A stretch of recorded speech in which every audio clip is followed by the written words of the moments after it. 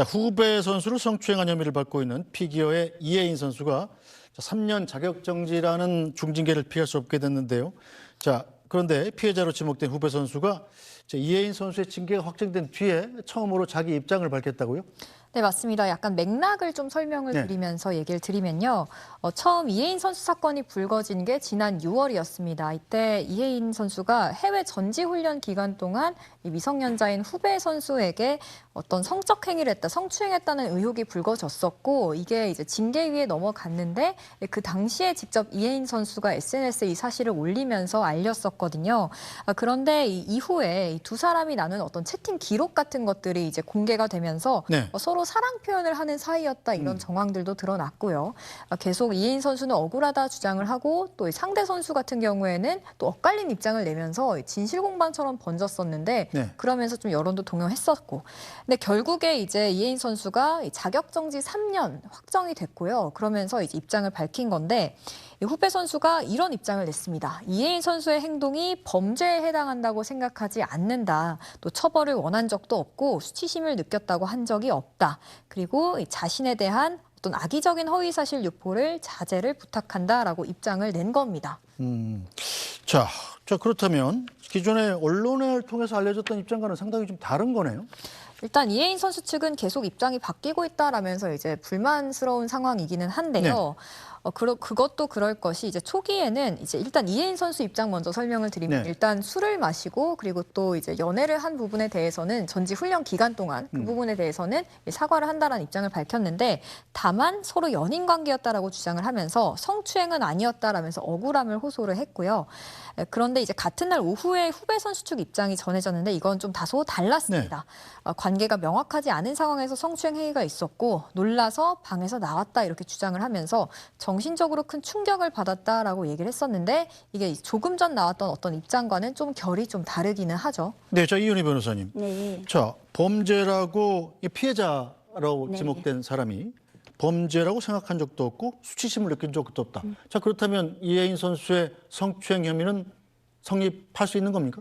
이게 성립할 수도 있고 안 할 수도 있습니다. 이 사건에서의 핵심은 사실 일반 성인들 간의 사건 혹은 미성년자 간의 사건이 아니라 지금 이제 가해자로 지목된 경우는 성인이고요. 만 19세 이상.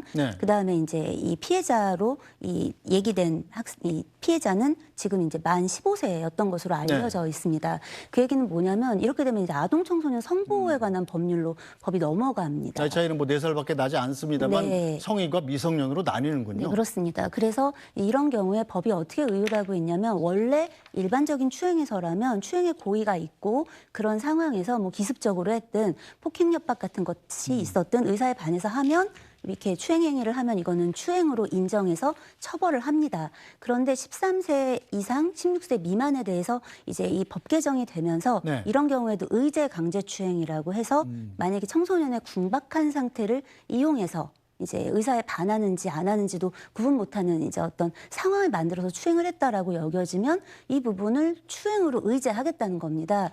그런데 지금 이 연맹에서 빙상연맹에서 지금 이혜인 선수에 대해서 중징계를 하게 된 그 핵심에도 이제 피해자의 연령 등을 고려했을 때 이 부분은 간과할 수 없다. 이건 좀 중징계가 불가피하다. 일단 이런 판단을 한 중이고 저희는 지금 전체적으로 뭐 언제부터 언제까지 사귀었는지 어느 정도의 이제 신체 접촉들이 평소에 있었는지 이런 것들을 사실 지금 모르잖아요. 그렇죠. 그런 상황에서 이제 어떤 심리적인 관계들이 이제 이게 얽혀져 있는지를 쉽게 단정할 수 없기 때문에 이 문제는 이제 추후에 소송 과정을 통해서 밝혀지지 않을까 싶습니다. 네, 자 이혜인 선수는 성추행 혐의에 대해서 억울함을 호소하면서 빙상연맹 측에 재심의를 요청했었는데 당시 이혜인 선수의 입장 직접 들어보겠습니다. 일단 정말 죄송한 마음뿐입니다. 국가대표로서 절대 해서는 안 되는 큰 잘못을 저질렀습니다. 제가 대체 왜 전지훈련에 가서 술을 마시고 연애를 한 건지 너무나도 후회가 되고 하루하루 계속해서 제 잘못을 곱씹으며 반성하고 있습니다. 미성년자 성추행범으로 낙인 찍혀버린 지금 상황에서는 피겨 선수보다는 그저 한 사람으로서 여자로서 그저 성추행범이 아니라는 사실만을 밝히고 싶을 뿐입니다. 자, 신정호 기자. 일단 재심의 신청이 기각되면서 3년 자격정지가 확정된 건데 자, 이렇게 되면 피겨 선수로는 굉장히 큰 타격 아닙니까?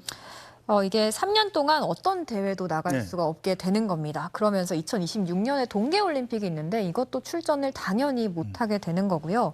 이혜인 선수가 지금 19살입니다. 이게 피겨 선수 입장에선 사실 수명 자체가 좀 짧은데 그렇죠. 근데 그 와중에 또 선수 생활이 또 그리 길지 않은 점을 고려하면 이 3년의 공백 자체가 사실 자신의 전성기가 될 수 있는 시간이기 때문에 선수 생명에도 굉장히 치명적일 수도 있다. 이렇게 얘기가 나오고 있습니다. 네, 자 피해를 당했다고 하는 후배 선수 측 입장이 새로 나오면서 저희 뉴스브리핑팀 이혜인 선수 측과 접촉을 시도해봤습니다. 자, 3년 자격정지 결정에 대해서 효력정지 가처분 신청을 하겠다 이런 입장입니다. 강제로 추행을 미성년자를 하면은 아청법이 적용이 되는데 네. 임상연맹은 그걸로 봤던 거예요, 이 사안을. 근데 이제 그 다음에 드러난 팩트는 강제가 아니라는 거죠. 지금 뭐 아청법은 절대 적용될 수가 없는 거고 만약에 적용되면 형법이 미성년자 의례추행죄가 적용이 되느냐 마느냐의 싸움이에요. 강제가 아니었다라는 거니까. 강제가 아니면은 형법상으로 봐도 이게 형량이 엄청나게 차이가 나요. 법 자체도 다르고. 네, 뭐 결국은 법정에서 가려지게 됐는데 앞으로 이 법정의 주요 쟁점은 뭐가 될 것 같은가요? 아무래도 아까 말씀드린 것처럼 이게 나이가 지금 문제가 네. 됩니다. 왜냐하면 예를 들어서 사실 이혜인 선수도 어리지 않습니까? 네. 그러니까 이들의 관계가 예를 들어 각자 미성년자일 때부터 뭐 시작이 돼서 뭐 그때 서로 뭐 업무상 위력이라든가 뭐 선후배 간의 뭐 위력 같은 것들이 뭐 강하게 작용하지 않는 상황이었던 것들이 뭐 인정이 많이 되고 그런 상황에서 이제 이렇게 흘러왔다. 뭐 그동안의 성적 접촉 같은 것들이 좀 신체 접촉들이 있었다.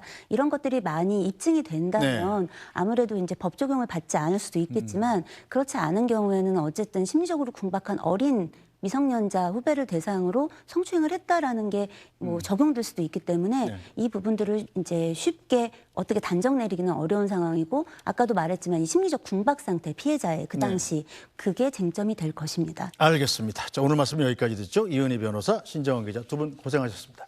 감사합니다.